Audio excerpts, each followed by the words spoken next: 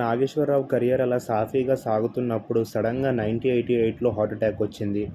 ఈ విషయం తెలిసిన నాగేశ్వరరావు ఏమైందంటే హాస్పిటల్‌కెళ్ళాడు. హాస్పిటల్‌కెళ్ళి ఆపరేషన్ చేస్తే ఏమని తెలిసిందంటే, ఇప్పుడు ఆపరేషన్ చేస్తే మధ్యలో నాగేశ్వరరావు చనిపోయే ఛాన్సెస్ ఉన్నాయని చెప్పేసి స్టిచెస్ ఏసేసి మళ్ళీ కట్టేశారు. అది ఏమని చెప్పారంటే ఎన్నేళ్ళు బతికితే అన్నేళ్ళు బతుకుతాడు. ఇప్పుడు మనం ఆపరేషన్ చేశామనుకో చనిపోయే ఛాన్సెస్ చాలా ఎక్కువ ఉన్నాయని చెప్పేసి. దాని తర్వాత నాగేశ్వరరావు చనిపోతాడనే న్యూస్ 1988లో చాలా ఫేమస్ అయిపోయింది. తనకి హార్ట్ ప్రాబ్లమ్ రావడం కారణంగా. కానీ ఆయన 2010 వరకు బతికాడు. అండ్ చాలామందికి షాక్ అనిపించింది. హార్ట్ ప్రాబ్లమ్ ఉండి ఎప్పుడో చనిపోతాడనుకున్నవాడు 2010 దాకా బతికాడంటే రియల్లీ గ్రేట్ అనే న్యూస్ అయిపోయింది.